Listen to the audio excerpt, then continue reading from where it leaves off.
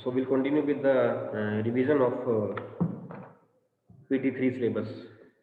Accounts, हम accounts की बात कर रहे हैं. The chapters are, who will give me the chapters?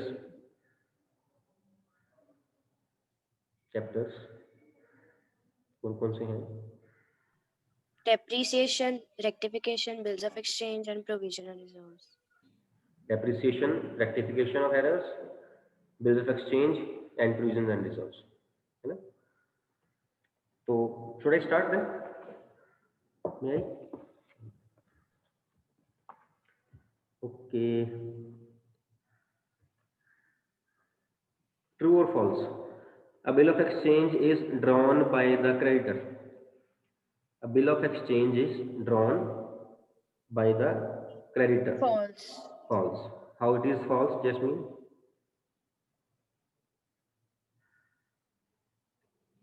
Jasmine ने कहा ना, किसने आंसर दिया था फॉल्स? जैस्मिन ने दिया था, किसने दिया था आंसर? आपने आंसर? मैंने दिया। मैंने सारे मैंने ही है बेटा। अदिति मल्होत्रा। ऐसे पता नहीं चलता ना, सारे इधर मैं ही हूँ। इधर मैंने ही क्वेश्चन पूछा और मैंने ही आंसर दिया, फिर तो है ना, सारे मैंने ही हो जाएंगे। How it is false Aditi? I am saying that a bill of exchange is drawn by a creditor. It is drawn by the seller or the drawer. Okay. Who is the drawer? Who draws the bill? है ना? And Yes. who draws the bill? Who sells the goods? Seller. Seller. Okay. Seller has to receive the money or pay the money? Receive. Receive the money. So who, the person who has to receive the money from us, is a creditor or debtor? Creditor. So statement is true then. A bill of exchange is drawn by a creditor. True नहीं है? So no. No. Drawn for a creditor हो सकता है. हाँ? Drawn for a creditor. Drawn by a creditor नहीं. Drawn for creditor मतलब difference क्या दोनों में रहा? मैं डिफरेंस समझ नहीं पाया. Drawn by creditor and drawn for creditor. Suppose A ने बी को, मैं क्लियर कर दूं, ए ने बी को गुड्स जो है वो सेल करी. पैसे देने किसने हैं? बी ने. ए लेने किसने हैं? ए ने. अब इन दोनों में से डेटर कौन है और क्रेडिटर कौन है? ए के पॉइंट ऑफ व्यू से तो बी डेटर है और नो बी क्रेडिटर है, ए डेटर है.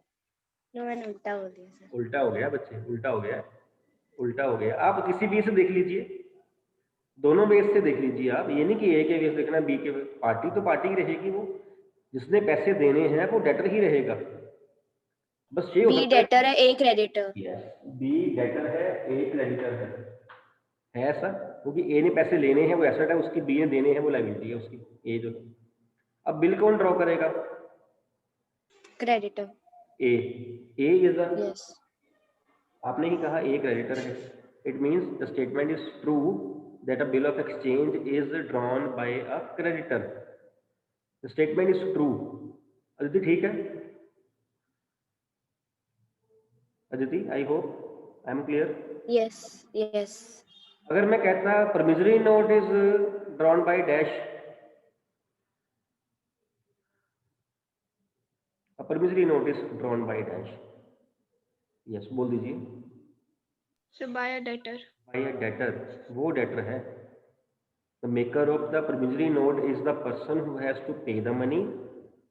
The maker of the bill of exchange is the person who has to receive the money. मैंने bill of exchange कहा था अदिति, वहाँ मेरे को लग रहा है कि शायद वहाँ पे कंफ्यूजन हो गई. Bill of exchange mean bill of exchange. मैंने तब भी कहा थ्योरेटिकली जो है ना, बिल ऑफ एक्सचेंज और प्रॉमिसरी नोट को अलग अलग हम ले भी सकते हैं, लेकिन जब न्यूमेरिकल्स आएंगे ना तो बिल ऑफ एक्सचेंज और प्रॉमिसरी नोट को आप सेम चीज ही लोगे. आप उसको बिल रिसीवेबल और बिल पेएबल ही लिखोगे, उसको आप अलग नहीं करोगे. मेरी बात समझ आ रही है? ठीक है ना. अगर सपोज क्वेश्चन आ जाए A sells the goods to B for B suppose 1 lakh and accepts a promissory note, तो आप प्रॉमिसरी नोट अकाउंट डेबिट नहीं करोगे या उसकी बुक्स में क्रेडिट नहीं करोगे बी की. So you will say bill receivable and bill payable, सब सेम रहेगा.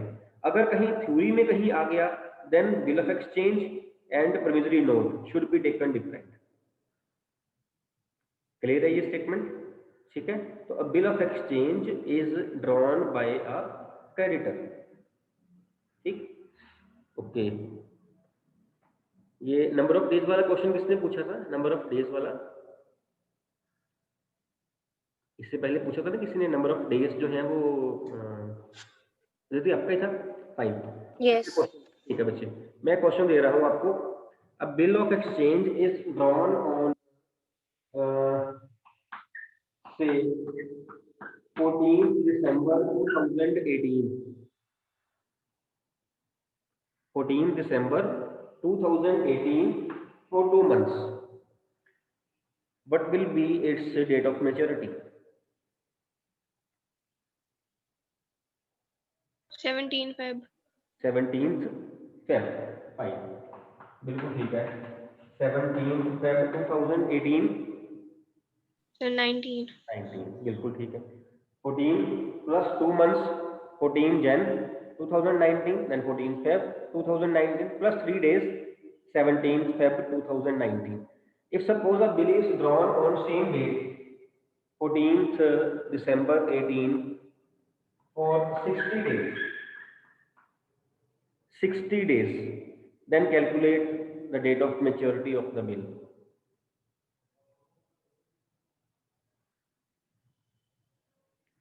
When the number of days are given, then you have to count number of days. When months are given, then months only, irrespective of this case ki whether that month has 31 days or 30 days, 29, 28, फिर days नहीं गिनने जब months दिए गए हैं। अगर days कहे गए हैं फिर डेज गिने जाएंगे, फिर वो फर्क पड़ेगा किसी मंथ के कितने डेज हैं, because the bill will be matured as per the number of days, not number of months. And generally we take 30 days in a month, whereas it varies from 28 to 31. Count नहीं हुए अभी, 60 days नहीं count हुए हैं, date of maturity निकालनी है अपने bill की।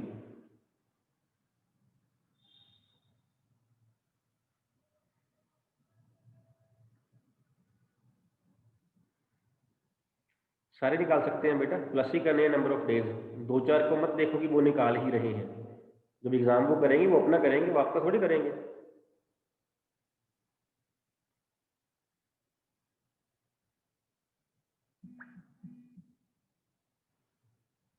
एक तो पहले वो पीछे पड़ गए हैं जो हाथ पे काउंट कर रहे 31 डेज किस किस के मंथ के होते हैं और 30 डेज किस किस मंथ के होते हैं ना, करते होते हैं ना ऐसे करके, जनवरी फरवरी मार्च अप्रैल करके।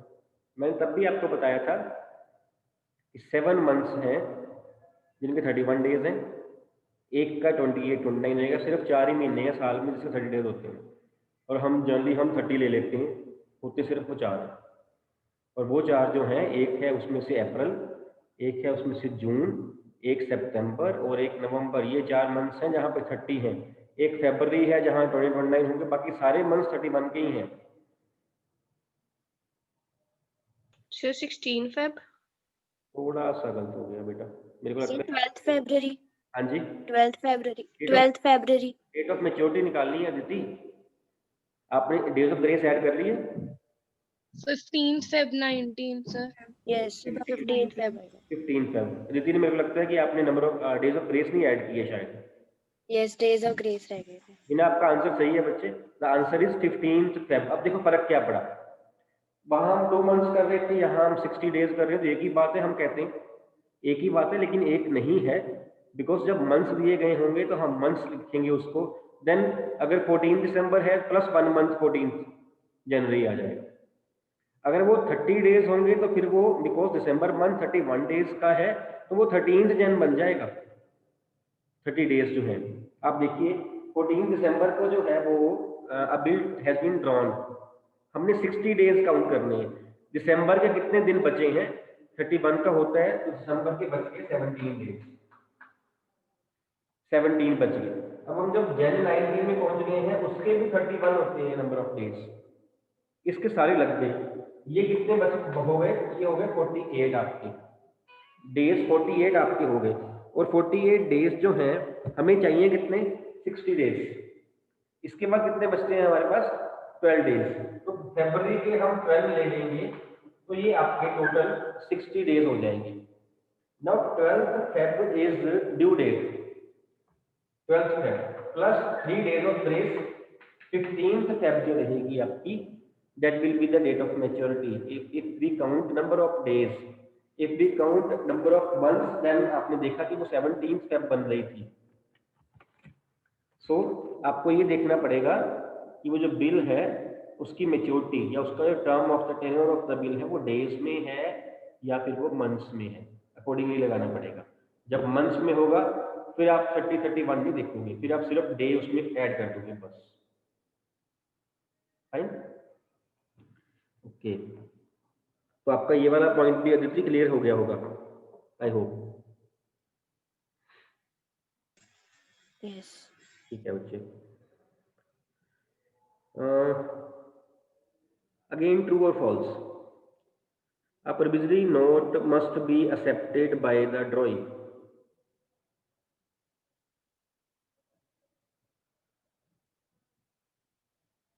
हम एक, ये शायद डिफरेंस में भी आ रहा होगा, हमने जब स्टार्टिंग चैप्टर की करी थी ना, हमने वहां पे करा भी था कि ये बिल ऑफ एक्सचेंज जो है ना, it becomes bill of exchange when it is accepted by a drawing.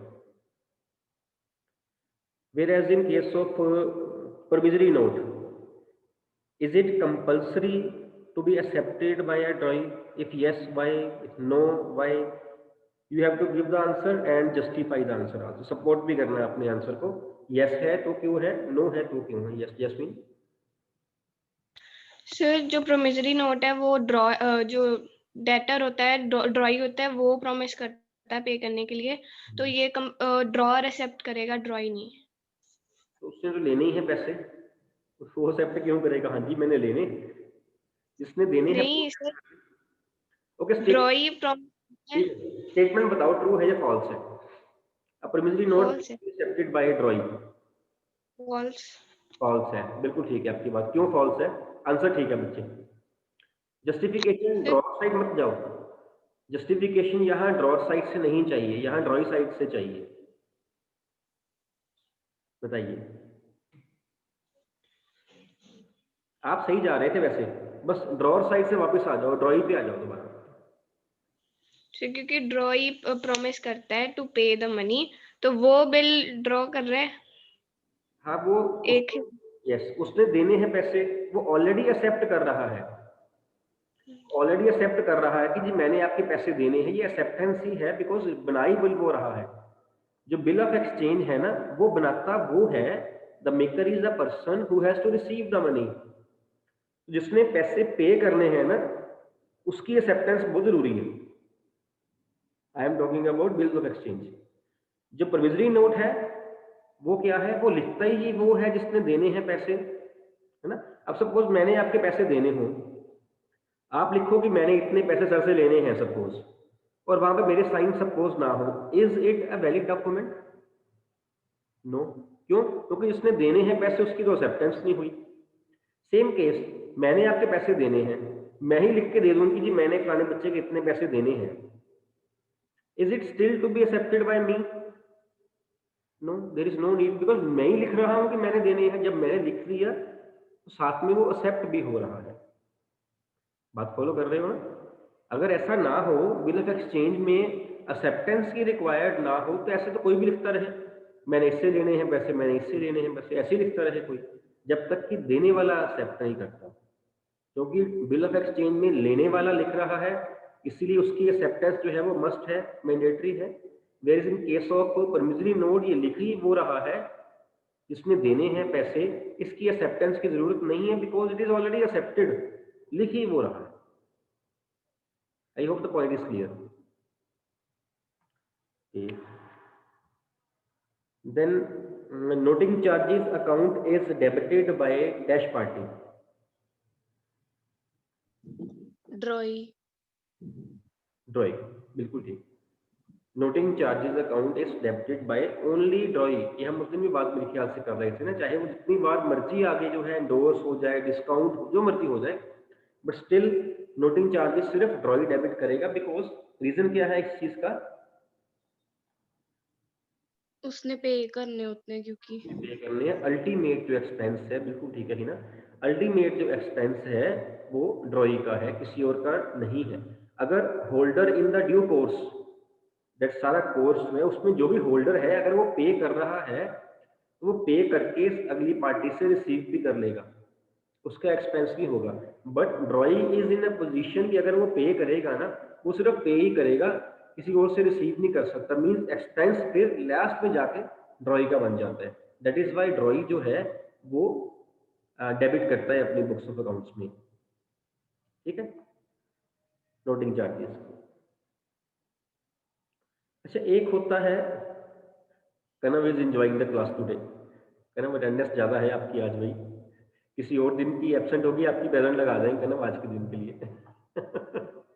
आपकी सिस्टर ने आपकी हेल्प की है, किसी और दिन की एब्सेंट को हम प्रेजेंट लगा देंगे। नमस्ते बच्चे। वेरी गुड, वेरी गुड कनव, गुड। चलो, एक पॉइंट था बिल ऑफ एक्सचेंज में ही है, अदरवाइज वो सीबीएसई ने काट दिया इस बार के सिलेबस से, बट स्टिल कहीं कहीं कई चीजें बतानी जरूरी हो जाती हैं। The topic is renewal of bill, बहुत इजी है अदरवाइज। ये सिर्फ इसके लिए नहीं है कि मतलब टॉपिक काट दिया तो क्यों हो रहा है ना। कई चीजें ऐसी हैं जो बतानी ही पड़नी है, चाहे वो सिलेबस में से काट भी दी गई हो तो नॉलेज सेक के लिए बतानी पड़नी है। रिन्यूअल ऑफ बिल, नेम से बड़ा क्लियर हो रहा है। री मीन्स अगेन, न्यू मीन्स नया, है ना। Renewal mean the process of renewing the bill, process of drawing a new bill, which means the cancellation of old bill also. Suppose एक बिल ड्रॉ किया गया, यही बिल है 14 दिसंबर को ड्रॉ किया गया, 17 फेब उसकी डेट ऑफ मेच्योरिटी बन रही थी। अगर वो पैसे ना पे करे ड्रॉई तो फिर क्या होगा? अगर 17 फेब को आके पैसे वो ना पे करे ड्रॉई, तो ड्रॉर क्या कर सकता है? ड्रॉर के पास क्या ऑप्शन है इसके बाद? यस, ड्रॉई गुड्स ले गया, पैसे भी नहीं दिए, क्या करे अब? ड्रॉर बैठ जाए आराम से कि देने होंगे तो दे देगा, नहीं तो नहीं देगा, ये करे हिना, क्या करे फिर? सर डेज एक्सटेंड कर सकता है थोड़ी, पे उसकी पेमेंट रीपेमेंट के लिए। मैं ड्रॉर हूँ आपका, मैंने नहीं एक्सटेंड करने, मैं क्या करूँ आपके ऊपर, क्या कर दूँ मैंने एक्सटेंड नहीं करने की। आपने कहा था कि आप 2 महीने के बाद पैसे दे दोगे, अब क्यों नहीं दे रहे हो? मैं क्या कर सकता हूँ? कोई लीगल एक्शन? लीगल एक्शन ले सकता हूँ, लीगल एक्शन में ले सकता हूँ, मैं कोर्ट में केस कर सकता हूँ ना उसके ऊपर। ठीक है, अब उसको पता है, सपोज ये 17 फेब, उस 15 फेब को लग गया पता कि पैसे नहीं आने, सपोज 2 लाख रुपया था, ड्रॉई को लग गया पता कि पैसे अब क्या आ जा रहे हैं। उसको ये है कि अगर 17 तक मैंने पैसे नहीं पे किए ना, कहीं मेरे पास कोई लीगल नोटिस ना आ जाए, तो वो क्या, उसको पता ही है अब 17 तक पैसे, 15 तक तो पैसे आए ही ना, कोई आगे आने का चांस है। वो लीगल एक्शन से बचने के लिए अपने ड्रॉर को रिक्वेस्ट करता है कि भैया मेरे पास पैसे नहीं हैं, आप मेरे ऊपर एक नया बिल ड्रॉ कर दीजिए। 15 तारीख 16 तारीख तो आ गई, स्टाना को पैसे देने हैं, आज तक तो है नहीं पैसे, कल से कहाँ से आ जाएंगे पैसे? और ऊपर से लीगल एक्शन जो है, नोटिस है, वो हम सॉल्व करें, फायदा भी कोई नहीं। वो क्या करता है, इधर on the maturity date that is 17th Feb और just before the maturity date mean 16th हो, 15th हो, 14th हो, कभी भी वो ड्रॉर को रिक्वेस्ट कर सकता है कि प्लीज मेरे पास पैसे नहीं है, आप मेरे ऊपर एक नया बिल ड्रॉ कर दीजिए, मेरा पुराना बिल कैंसिल कर दीजिए, है ना। ये बिल 2 महीने का था, चलो ड्रॉर कहता है कोई बात नहीं, आप ऐसा करो, आप 1 महीना और ले लो, 1 महीने के बाद पैसे दे देना। पर ड्रॉर ऐसा क्यों करेगा? अगर आप होते, आप क्यों करते ऐसा? अगर ड्रॉर की जगह आप होते, आप कर देते ऐसा? जैस्मिन, आप यस सर। करते? आपको फायदा क्या है? सर एटलीस्ट पेमेंट मिल रही है और कोर्ट वगैरह नहीं जाना पड़ेगा, नहीं तो कोर्ट वगैरह के चक्कर पड़ सकता है। बिल्कुल ठीक है, पेमेंट भी मिल जाएगी और कोर्ट वगैरह चक्कर में पड़ जाएगा। बट अगर हम फाइनेंशियल टर्म्स की बात करें तो मैं 2 महीने का मैंने पहले क्रेडिट दे दिया आपको, 1 महीने का आप और मांग रहे हो, पेमेंट की गारंटी तो नभी भी नहीं है, पेमेंट तो हाथ में जब आएगी तभी गारंटी है, चाहे जिससे मर्जी पैसे लेने हो, जब तक हमारे हाथ में नहीं आए हैं तब तक नहीं आए हैं, है ना। पेमेंट की गारंटी चलो अगर कह रहा है कि मैं दे दूंगा, ऐसा तो उसने 2 महीने पहले भी कहा ही था। फाइनेंशियली मैं क्या क्या करूं मैं कि मैं कहता हूं चलो ठीक है यार, मैं मान जाता हूं आपकी बात, लेकिन मेरे को भी तो कोई फायदा होना चाहिए, है ना। सर शायद मतलब जो उसका टोटल अमाउंट है जैसे 2 लाख था तो उस पे थोड़ा सा इंटरेस्ट बस लगा के। बस पहुंच गए बेटा, पहुंच गए, पैसे की ही बात कर रहे हैं, है ना। उसने क्रेडिट लिया हमसे 2 महीने का, अब वो कह रहा है कि मेरे पास पैसे नहीं है, आप मेरे को महीने क्रेडिट और दीजिए। हम कहते दे देते हैं भैया, आपको इंटरेस्ट लगेगा, आप उस पर इंटरेस्ट दे दीजिए, हम आपको दे देते हैं, तो वो उस पर इंटरेस्ट देगा। अब उससे क्या होगा, अगर मैंने उससे 1 महीना पैसे और लेट लिए हैं तो मेरे को 1 महीने का मैं रिस्क ले रहा हूँ ना, उसका मेरे को प्रॉफिट भी तो रिवार्ड भी तो मिलना चाहिए ना। तो वो जो है वो 2 मंथ्स का क्रेडिट ले चुका था, अब जो 1 मंथ का क्रेडिट वो लेगा उसके ऊपर मैं उस पीरियड का इंटरेस्ट ले लूंगा, ठीक है, जो मेरा बेनिफिट बन जाएगा, बिकॉज मैं और रिस्क ले रहा हूँ और आपको प्रॉफिट दे रहा हूँ, तो मेरे को भी होना चाहिए प्रॉफिट। मैं इंटरेस्ट कितने पे लूंगा, कितनी अमाउंट पे लूंगा? ओरिजिनल अमाउंट पे जो पहले थी। 2 लाख पे, बिल्कुल ठीक, 2 लाख पे लूँ। अगर वो कहे कि मेरे पास 50,000 रुपए हैं, आप ऐसा करो 50 अभी ले लो और बाकी का जो 1.5 लाख रुपया है, ₹1,50,000, उस पे उसका एक नया बिल ड्रॉ कर दो। अब मेरा इंटरेस्ट कितनी अमाउंट पे होगा, 2 लाख पे होगा या 150 पे होगा?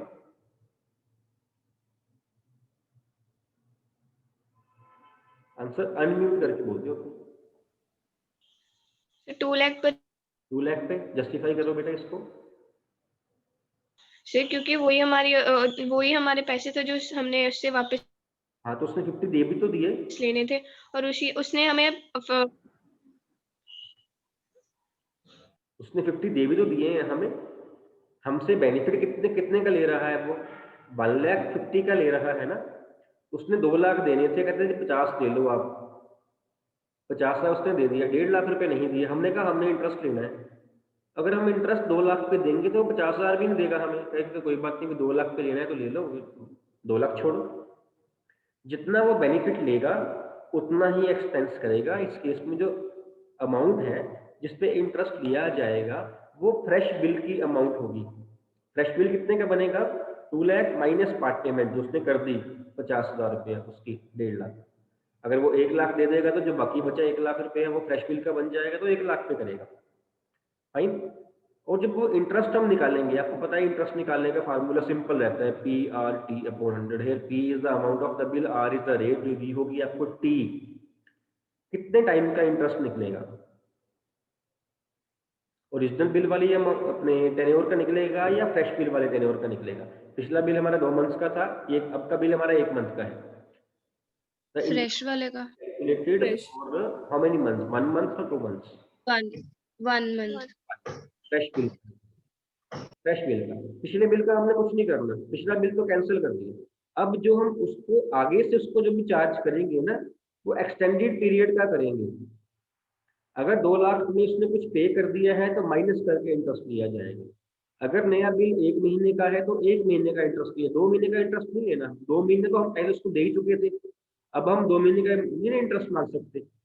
अब तो जो वो रिक्वेस्ट लेके आया है 1 महीने की, उसका इंटरेस्ट है, कोई बात नहीं, आप महीने के बाद पैसे देने या महीने का इंटरेस्ट दे दो, ठीक है। So it will be charged for fresh bill, amount of the fresh bill and tenure of the fresh bill also, tenure also, ठीक है, फाइन। चलो एक क्वेश्चन है, इफ करंज एक्सेप्टेंस, अगर आप क्वेश्चन लिख सकते हो तो लिख लीजिए, ज्यादा अच्छा रहेगा, क्योंकि आपको दोबारा पढ़ना पड़ेगा उस क्वेश्चन को। मैं क्वेश्चन लिखवा रहा हूँ आपको, है 2 लाइन्स का, ज्यादा नहीं है। If Karanj acceptance in favor of Mukesh, in favor of Mukesh, which is endorsed to Shyam, which is endorsed to Shyam is dishonored, then dash account will be debited in Mukesh's books. मैं repeat कर रहा हूँ question. If Karan's acceptance in favor of Mukesh, which is endorsed to Shyam, is dishonored, then dash account will be debited in the books of Mukesh. हाँ जी, बोल दीजिए, बोल दीजिए answer. ऐसे ऐसे बोल दो बेटा. करण करण, करण बिल्कुल ठीक है. यहाँ आपने देखना है उनका रिलेशन. ड्रॉर कौन है, ड्रॉई कौन है, एंडोर्सी कौन है. यहाँ से आप देखिए कितने वन मार्कर बन जाते हैं, इसी में से आप देखना. अभी तो आपने एक ही रिलेशन देखा है ना, यहाँ से कितने वन मार्कर बन जाते हैं. He says if Karan's acceptance, it is Karan's acceptance means Karan is drawing. ये हो गया. In favor of Mukesh, which means Mukesh is drawer. This is Mukesh, he is a drawer. This is Karan, he is drawing. Which is endorsed to Shyam. Endorsed to Shyam. Shyam is endorsee. बन गया case. अब इसमें से चाहे कोई हमसे जो मर्जी पूछ ले. जब हमारे दिमाग में ये वाला सीन क्लियर हो गया ना कि who is the drawer, who is the drawee, who is the endorsee, then in that case चाहे जहां से कोई पूछ ले, है ना. अब वो कहता then in Mukesh books which account will be debited. Mukesh is drawer, और हमेशा ड्रॉअर या एंडोर्सी किसी की बुक्स में भी drawee account is debited except drawee. Drawee की बुक्स में तो बिल पेएबल अकाउंट डेबिट होता है डिसऑनर पे. जब भी डिसऑनर हो बिल सारी पार्टीज की बुक्स में एक्सेप्ट ओरिजिनल ड्रॉई, उसका ड्रॉई डेबिट होता है, उसका ड्रॉई. इसकी बुक्स में इसका ड्रॉई कौन है, करण. अगर पूछा जाए in the books of Shyam whose account will be debited, कौन होगा, मुकेश. मुकेश. मुकेश इसका ड्रॉई मुकेश है. Because on the event of dishonour of bill, drawer debtor will become debtor again and creditor will become creditor again as the bill has been dishonored. पैसे नहीं मिले हैं तो जो जो जिस पार्टी का डेटर था वो दोबारा उसका डेटर बन जाएगा, और जो जो क्रेडिटर था वो दोबारा क्रेडिटर बन जाएगा. मुकेश के लिए करण दोबारा डेटर बन जाएगा, करण के लिए मुकेश क्रेडिटर बन जाएगा. सिमिलरली मुकेश के लिए श्याम क्रेडिटर बन जाएगा, श्याम के लिए मुकेश डेटर बन जाएगा. एंट्री हमने पास कर ली, जो मर्जी पूछ ले वो, है ना. सपोज सेम केस में which account will be credited in case of Mukesh, credited Shyam. Shyam. Which account will be credited in case of Shyam,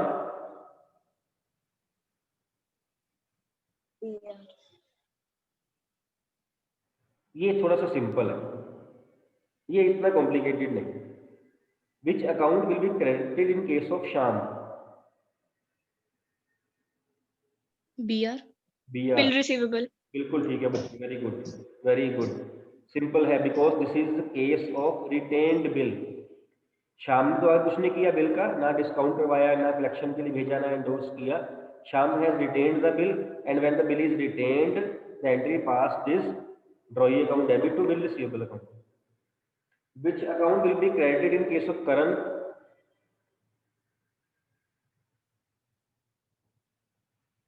bill payable. Credited in case of Karan. Karan तो बिल पेबल डेबिट करेगा, credit नहीं करेगा. Cancel कर रहा है bill को.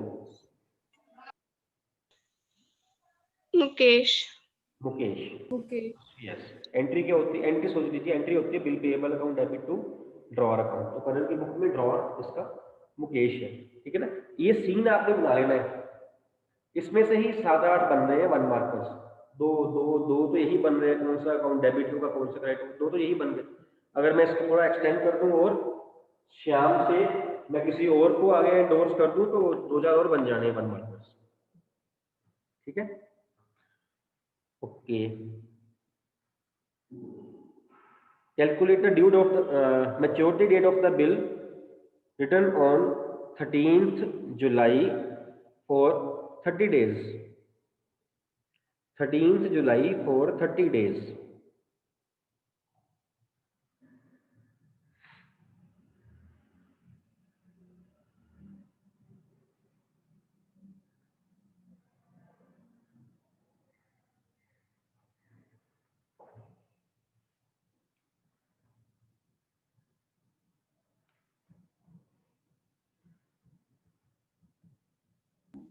Fourteen अगस्त। 15th अगस्त।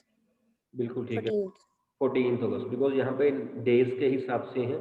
जब आप डेज ऐड करोगे 13th जुलाई में 18 वो बन रहे हैं जुलाई के और 12 बन रहे हैं अगस्त के, है ना। आपकी 12th अगस्त बन गई होगी। 12 plus 3 days of grace 15th अगस्त बन गई।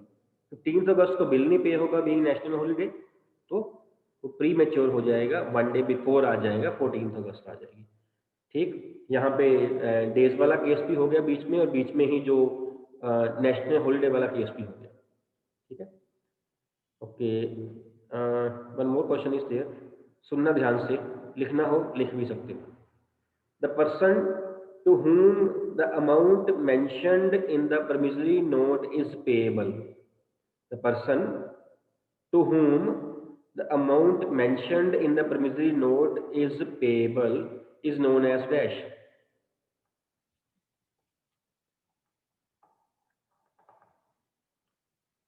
हाँ जी Jasmine. Sir drawer. In case of promissory note name the parties. Parties of promissory note कौन कौन सी होती हैं? Sir drawer and drawee. promissory note में बिल ऑफ एक्सचेंज में कौन कौन सी होती है? ड्रॉ, ड्रॉई और पेई। Parties in case of promissory note कौन बताएगा मेरे को?